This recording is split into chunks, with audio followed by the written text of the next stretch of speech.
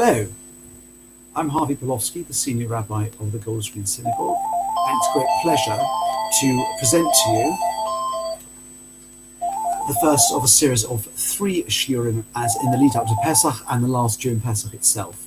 Today's class is called A Night of Tensions, Seder Night and Authentic Redemption. I'm going to look at some excerpts from the Seder and the Haggadah and also some of the instructions that surround the Haggadah, which give us some insight into what's really going on. Now, we will eventually, as you can see from this text, I hope you can see I'm scrolling along, come to talk about Manishtana as a central text. But at the beginning, I want to draw your attention to some instructions. And these instructions look just like perhaps insignificant, unimportant choreography around the Seder, but on exploration will actually produce something quite profound in terms of what we're trying to achieve. Here we go. So sources A and B. Source A is about yachatz. Now, you know the order of events. We make kiddush, and we wash our hands. That's called urchatz. And immediately after that, we break the middle matzah. Now, of course, this plays out what we would normally do at a Shabbat or Yom Tov meal. We'd make kiddush, wash our hands, and then we'd break the bread. But then rather than break the bread, we take the food away. That's how I explain it to my family. Rather than taking the meal, we've got this nice plate with delicious foods on it. We take it away. When we break the matzah, what do? The celebrant breaks the middle matzah in the plate into 2 pieces. And you know what happens? We take the larger piece and put it away. We'll do that for the Afikomen. And the smaller piece is the symbol of the Seder, the broken matzah. And this is derived from the verse in Devarim, the book of Deuteronomy, that the matzah is called lechem oni, poor man's bread, or bread over which one recites things, which means that to fulfill both, the broken piece of bread, which symbolizes poverty, is placed in a visible position on top of the others, or however you choose to do it, and we recite the story of the Haggadah, the main Maggid events leading up to, during, and after the Exodus, with this piece of matzah visible. Now, we begin. There are introductory sections. We mention the 4 sons, the different ways in which the mitzvah to tell the story is reported and recorded in the Torah. And just before we actually begin telling the story, several pages in, we do the following. Text B. Chasines hamatzahs or magbinas hakos. One covers the matzahs and lifts the cup. Now, I'm sure you've realised at this point this is the second cup of wine. The first cup is drunk at Kiddush, the second one is then poured, and this cup remains filled all through telling the story, depending on how long the Seder goes on in your home. Might be half an hour, might be a couple of hours, and it isn't drunk until just before we wash our hands to the matzah. Meanwhile, we've had the matzah open and the cup down. At this point, we're about to sing one of the great songs of the Seder, and we cover the matzah. I take it and just put it back in the cloth with the others, and we raise the cup.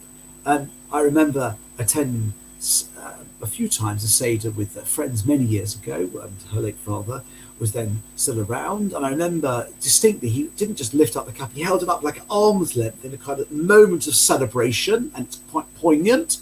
And what do you sing? With the matzah covered and the cup raised, it is the promise that we've just read about, that there will be cycles of exile and redemption, which originate in the life of Abraham, but will repeat themselves throughout Jewish history. The promise that God will redeem us, has stood for us and our ancestors. For not just once. It didn't just happen on one occasion back there, either in Egypt or as we're about to tell the story of Lavan, the father-in-law of Yaakov, as we're about to tell. It didn't just happen once. An enemy arose to destroy us. Rather, that in every generation, they rise up against us to destroy us. This is, of course, the perennial horror of anti-Semitism. But God saves us from their hand. And having sung this in a celebratory fashion, we put the cup down, we uncover the matzahs, and then we tell the story. Okay. Once we've told the story, and we've seen that this is not just remembering an ancient story, but replaying it in our own lives. And therefore, as in some sense, we need to see ourselves and behave as though we are leaving Egypt. What do? We say a paragraph which talks about our obligation to praise and celebrate. We are obliged to praise, thank God in every possible way for bringing us out of Egypt. We're very near the end of Magid. And before we say that section, look at note C, translated below. One lifts up the cup, again, uncovers the matzahs, and you say this. So we're about to say a celebratory passage. We quickly cover the matzah and we lift the cup. And here is one more example of this phenomenon. Item D. Just before we come to the end, the bracha concludes the Haggadah about redemption, which is followed by the second cup. Just before that, we say the first two paragraphs of Hallel. Hallel is said at the Seder, it's the only time in the year when it's said at night. We say the first two paragraphs before the meal. The first two paragraphs, one is about God's interest in humanity, in particular the Jewish people. The second paragraph is about the Exodus, and therefore it's germane to what we've just been telling the story. And the more general celebratory psalms are deferred to after the meal. And we are about we place down the cup, Melichem Sakos, we'll go in some matzahs. We're going to be going back to, as it were, songs of praise, which are specifically about the Exodus. We place the cup down and we uncover the matzahs. And then we say, Hallelujah, Hallelujah, Hallelujah, Hashem, Hallelujah, Shem Hashem. Praise God, servants of God, Yehi Shem Hashem Avodah Me'atov Yadveh. May God's name be blessed from now into all eternity, and so on and so forth. Now, this phenomenon, I think, is very curious. And it says to me that there is an unspoken tension, a tension between two symbols and effectively two themes. Theme one is Lechem Oini. Theme one is about poverty. It's about oppression. It's about enslavement. And the symbol is the broken matzah, Lechem Oini, the part matzah. Theme two is about celebration. And the symbol of the celebration is the cup of wine. If you've ever wondered why there's such emphasis in halakha of using actual wine, it doesn't suit everyone. Not everyone can drink wine, not everyone can tolerate so much wine. But in the ideal world, you drink 4 celebratory cups of wine. You know, I often say at my own Seder that when you see people with the racing or the FA Cup and they're celebrating, they do not fill the cup with grape juice. They fill it with champagne and they hold it aloft and they celebrate. We should think of things in much the same way. And that's why one should use wine. Wine's always had the celebratory aspect, which is absent. There's no alcohol in it. And that cup of wine, or several cups of wine, are the symbols of celebration. So, and you can see that they never quite come together. Because whenever we need to lift the cup, because we're about to make a celebratory exclamation or sing a celebratory song, we lift the cup, but first cover the matzahs. And when we go back to telling the story, which is really about commemorating what happened in Egypt and replaying, the cup sits still and we uncover the matzahs. We never have the matzahs uncovered while the cup is raised aloft. So a careful analysis of what's going on here is there is a tension between celebration and commemoration. If you bear that in mind, that there is a tension. That tension is healthy. There's nothing wrong with it. We're not trying to resolve the tension. We need to acknowledge it and embrace it. And authentic redemption, the title of the class here, authentic redemption demands that we celebrate and commemorate, that we embrace that tension. Now, I'm going to elaborate on this tension here by looking at the text of Manish Tana. Now, Manish Tana is a very, very strange beast. And here you have the answer, which of course inevitably the translation has gone on to the next page, but I will scroll backwards and forwards. Here is the text of Manish Tana. It is source E, available here in English and Hebrew. Manish Tana is a very strange text because Manish Tana halayla hazeh mikol halaylos, notwithstanding the fact that my text has a question mark, it's not necessarily a question at all. How, ma means how. How does this night differ from all other nights? Maybe it means how this night differs from other nights is not a question at all. Then we say there are 4 questions, but what follows are not questions, they're statements. For on all other nights we eat chometz u'matzah. Tonight we eat only matzah, and then so moro, and then we talk about dipping, and then we talk about reclining. But they seem to be statements. It could be there are no questions at all, or it could be asking the question, in what way does this night differ from all other nights? And there are 4 answers, and there's no question at all. Nonetheless, they are universally known as the 4 questions, the fiat kashas, and we need to think about what the underlying question really is. That question about what's really going on in the text is exacerbated by what appears to be an inappropriate answer. This is intended for children. The origin of this text is a Mishnah in the last chapter of Pesach, the tractate that deals with the laws of Pesach, in a chapter that talks about the Seder. And it starts, V'kan haben shoel. Here, the son asks, the child asks. And if the child does not have a sufficiently developed sense or curiosity, then here's a text of questions that the child might like to ask, which of course inevitably has become incorporated in the Haggadah and is known to us as Manishtana after its first 2 words. But it's a pro forma text provided for a child who's not curious, to the extent that the Gemara reports an occasion where questions were asked, where there was a sense of recognition and engagement with the matters of the night. And Rav Nachman, who was leading the Seder, said, fine, we can just go straight on. And he began Avodah Hayinu and missed out Manishtana. I think we can say with some degree of certainty that it would cause outrage to parents and grandparents if we skipped Manishtana because we think we've done it already. And it's become very much institutionalized. I apologize. Get rid of this.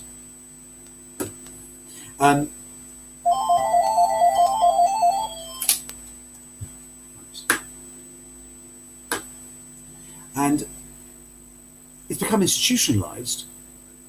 But what is it actually doing? It's supposed to be a question asked by children. And if you're going to say, well, where's the answer? Well, that's a great question. Matzah is not discussed for ages. When we actually consider why matzah is eaten, it's right at the end of the day, children sleep by then and certainly have lost the question and no way of linking the answer to the question. We answer more as well. When it comes to dipping and reclining, we don't ever explicitly answer these questions. Instead, we say the following. In response to these questions, whatever they are, Avodim hayin lefarav Mitzrayim, we were slaves to Pharaoh in Egypt. And the Lord brought us out from there, beyond Chazakov with a strong hand and an outstretched arm. And if the Holy One, blessed is He, had not brought our ancestors from Egypt, Hare Onu Ovonenu V'Nevonenu Meshubodim Hainu Lefarav Mitzrayim, we and our descendants would have been enslaved to Pharaoh in Egypt.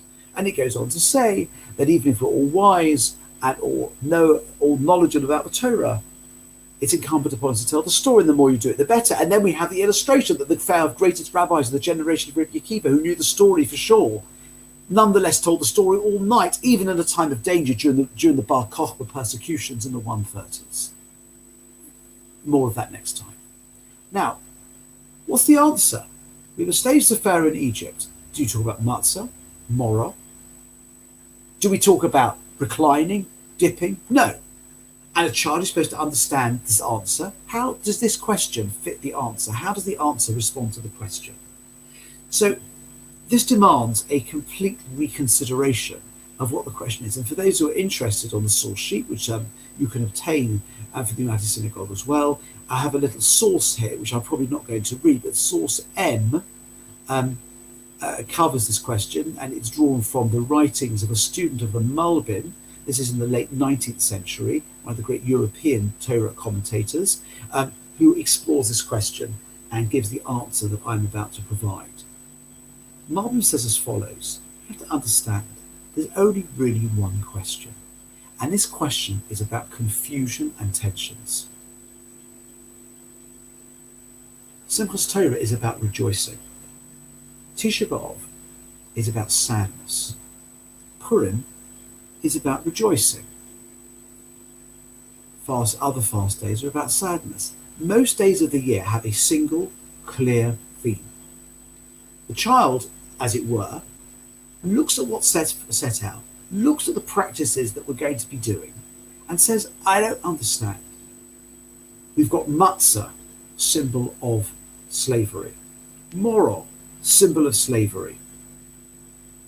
Dipping, symbol of freedom. Reclining, symbol of freedom. These last two, that the Seder in its current form was kind of set out, it kind of came into being during the Roman period, where it was common for people to end. There was a very clear distinction between the eating habits and leisure habits of the free and the unfree, the slaves. And these practices about reclining on couches and dipping food were primary symbols of freedom, and we've carried them forward. They're anachronistic, but we understand that's where they came from.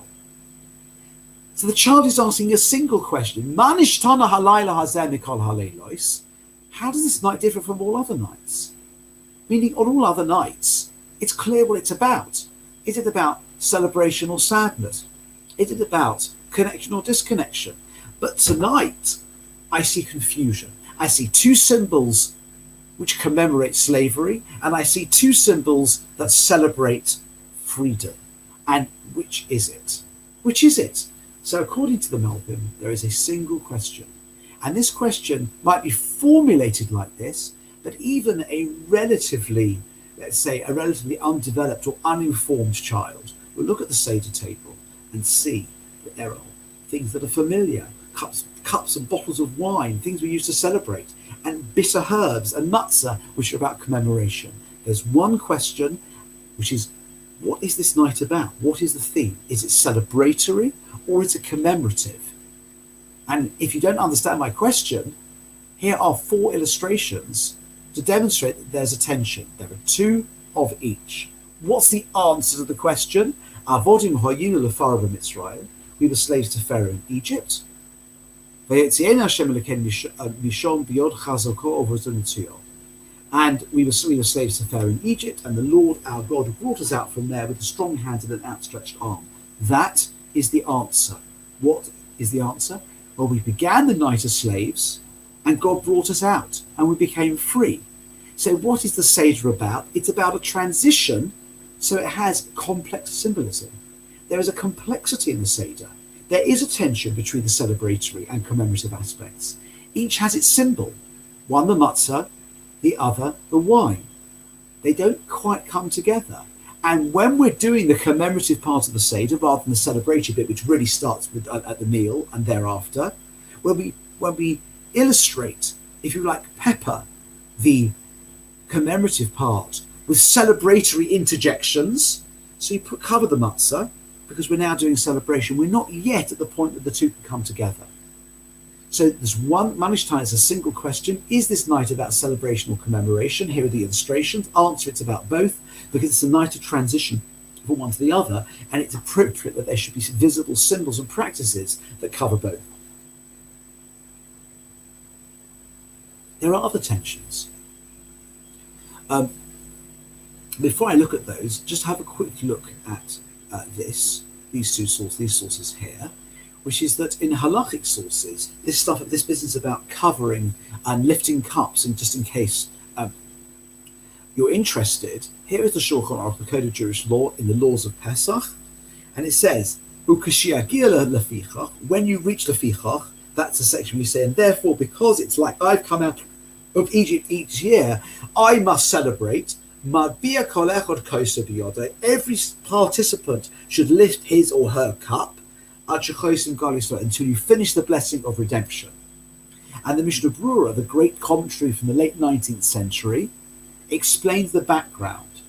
Uber Shalah Kosa, the Shalah is one of the great mystical thinkers who would dig around to try to find thematic, metaphysical themes in these halachic practices. Shalah Kosov, the Shalah wrote, even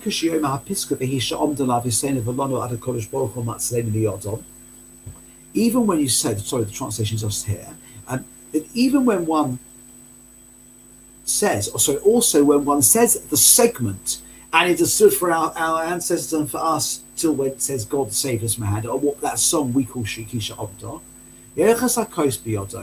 One should hold the cup in hand, but then the bread must be covered. Bread, of course, means the matzah, when one is holding the cup in hand. So this tension, although not explained here, clearly is recognized and understood. So let's now elaborate on some of these tensions in the few minutes that are remaining. So here's another tension. Is this Exodus business really about a journey from slavery to freedom, i.e. physical transition, or is it about spiritual transition from idolatry, paganism, to monotheism? And in the Gemara, there's a disagreement about this. The Mishnah says, Maschil bignus u'Mesayim b'shevach, which means that when one's telling the story, perhaps before Haggadahs were printed, long before printing, there were probably various ways of doing the story. It's become more standardized in the post-printing world. You should begin the story by talking about when they're in their lowly, shameful state, and continue the story until you can praise them. Maskil b'gnus, begin with deprecation, u'Mesayim b'shevach, and complete with praise. So this is unclear, and two of the great Talmudic sages disagree as to how to read the Mishnah. Rav and Shmuel. One says that this is about the journey from slavery to freedom. It's about physical redemption. And the other says it's the journey from paganism to monotheism. It's a spiritual journey. I think you'd agree that history, Jewish law, has come down very firmly, primarily on the view that it's about the physical redemption. The spiritual relationship rooted on Shavuos. But here, you see that primarily it's about the journey from slavery to freedom. It's running with slaves to Pharaoh in Egypt, and God brought us out from there. Yet, the purpose of the journey from physical slavery to physical freedom is to facilitate the journey to spirituality and a relationship with God. And therefore you can't really have one without the other. And if you poke around, you'll see that the second view, that it's about spiritual redemption, is actually embedded in Haggadah, because the tension between just spiritual freedom, that's just not for the sake of it. It has an end. It's a means, not an end. And source G, as we're in the middle, just before we get to the story, we say that originally our ancestors were idolaters. And now, God has brought us near la avodoso, to his service, meaning we have completed that transition. As part of our exodus, we have gone from being pagans, idolaters, and we have become monotheists. And although it's not the primary focus of the story, it has to be there to preserve the tension, to make sure it's understood there is a degree of tension between physical and spiritual slavery. Judah does not necessarily believe in liberty for the sake of it. We can quote Sir Isaiah Berlin that the liberty can be from something or to something. It's not enough for the liberty to be from something, i.e. where people are liberated from freedom, right? We can be the liberation, the liberty has to be for something. And that little tension there is acknowledged in that brief source, or it's illustrated with some verses, but that really is the acknowledgement of that part of the story. There are other tensions. I've already mentioned the story of the five rabbis, and I'm going to elaborate on that story, please God, next week. And so I'm going to move forward to this source here. In source J, we have an excerpt from right near the end of the Haggadah. Now, not all Haggadahs have this, but most Ashkenazim sing a set of songs at the end of the Seder, really after the story is finished, and after we've read the paragraph Nirtza, which is a medieval poem, Chasal Siddur Pesach Kehil Chosor, that we have completed the order of Pesach as intended. It's actually drawn from a very, very long liturgical poem that some shuls still say on Shabbos Haggadah or Shabbos before Pesach. We know it only because it survives in Haggadah, and that's actually the formal end of the Seder. We've drunk the fourth cup, we've said the after bracha, it's all finished. But for hundreds of years, there are 4 or 5 songs at the end of the Seder. And one of the most beloved begins, Echod Miodea, who knows one? Echad ani yodea, I know one. Echad Elokeinu shebashamayim uva'aretz. One is God, our God in the heaven and the earth. And you could answer this question, it's fairly straightforward. Adir is about the building of the temple. That's the aspiration for future redemption. But Echad Niyodea and even Kilo Naya, you can understand it's about sort of thanking and praising God. It's quite general. But what's this? And then even more so, another shir, Chad Gadyo, one kid. Well, that's like a bit like the house that Jack built. It seems to have no relation to spirituality, let alone anything to do with the Seder itself. But let's think about Echad Miyodea, Echad Ani Yodea. One is God in heaven. It goes on to two are the tablets. Three are the patriarchs, and so on and so forth. Why is this here? Look at my very last source. Just an excerpt from what is a very long essay by Rabbi Yechiel Mechel Halevi Epstein, written in the late 19th century.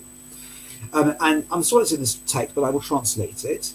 This is what his Haggadah looks like. It's not in a terribly attractive print. What's this about? Hadivorim Tumuim. These matters are very, very surprising. Ma Chiddush B'zeh. What this teaches that's new? That's me. What's this like? Right? There's nothing like this. We've never seen anything like this. What is the purpose of sticking this at the end of the Seder? The poet who wrote this is teaching us matters of the most extraordinary significance. Early nations, the greatest threat to monotheism was dualism, which survives in some religious forms as Zoroastrianism, Manichaeism, where you cannot come to understand that the source of good and bad can be one God. So you come to believe in two sources. That's, in an essence, it's much more complicated than that. And you can see vestiges in it in various Jewish practices that refute dualism, the ultimate, if you like, the origins of non-monotheism is dualism. And he goes into a very long explanation of how each of these lines are effectively a refutation, but it's about one. That ultimately there are tensions. When you come to see the negativity, which has the exemplar in Egypt, that people are persecuted, it's very hard to reconcile that experience with one's understanding of God. And one can easily drift down a route that some religions have done, where one sees two sources, two gods effectively, two godheads as they are called. The purpose of the Seder is to acknowledge these tensions and to draw them together. So by the time one gets to the end, one recognizes that everything comes from a single source. And that's what he means by Beruma Shalom, things of great significance. Because if used properly, the Seder is an enormous reinforcement to one's understanding of God, one's relationship with God, one's Jewish identity, but also the centrality of monotheism and the fact that whatever befalls us, whatever we have to celebrate or commemorate, it all comes from a single source. Have a great week and look forward to seeing you next week.